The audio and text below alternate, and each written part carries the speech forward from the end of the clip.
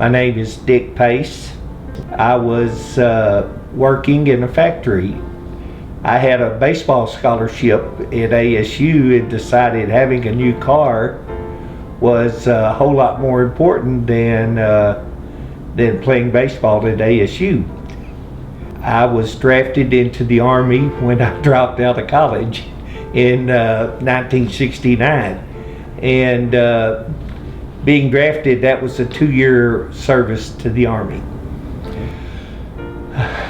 Which there was about 15 of us from Northeast Arkansas that was drafted at the same time.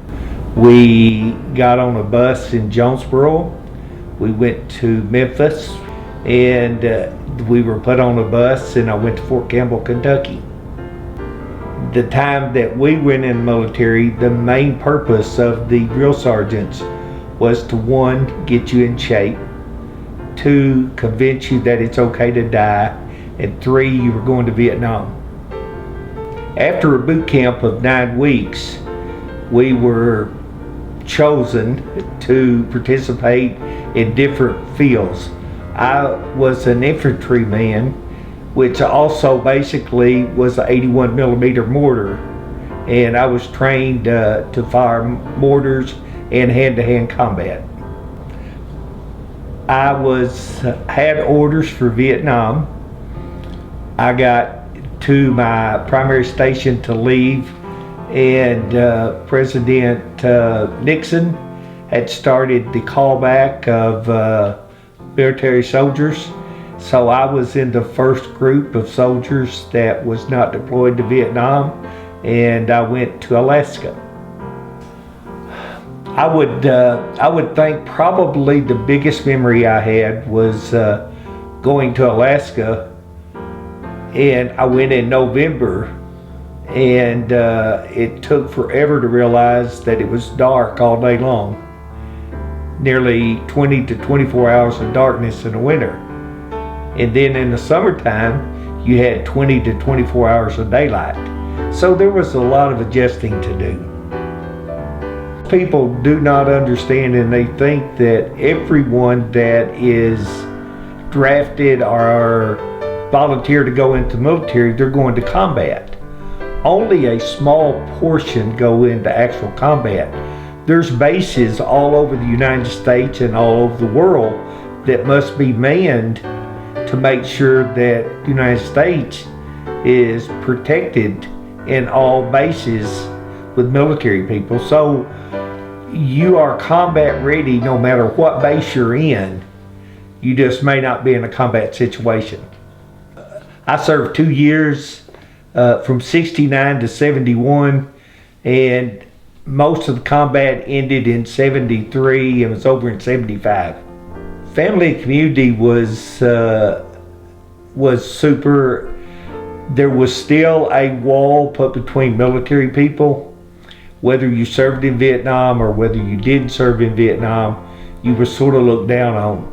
When I started college, I never told anyone I was in the military after I got out. It was just something you did and you went on.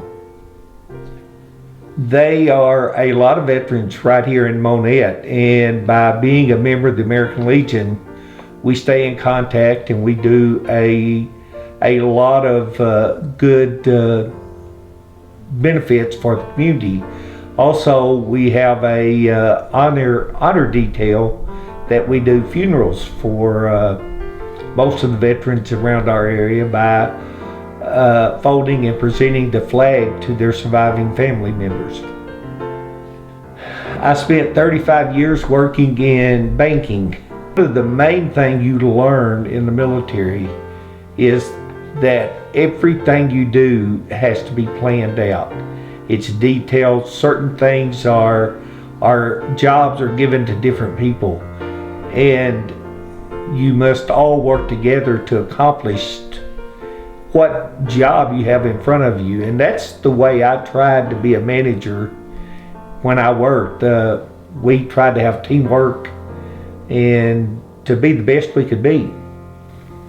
Serving in the military made me a better person. The one thing it taught me is you have to be a servant. You have to be committed. You have to understand that your role is just as important no matter what you do as someone else, and it takes all to accomplish. I would say that I'm as patriotic right now as I was in 1969. I would serve tomorrow if I could. First of all, I would ask you, do you have anything you're willing to die for? Think about that long and hard, because in 1969, during combat, people were being drafted at 18 and 19 years old. They were being asked, are you ready to die for this flag? Are you ready to die for your country? That's only a couple years from each one of you. Would you be willing to raise your hand and say yes? And that's a question I would ask anyone. That's one of the reasons that veterans are so patriotic, is they made a commitment up to their life to their country. The BIC East Initiative is proud to induct Mr. Dick Pace into the Buffalo Island Veterans Hall of Fame.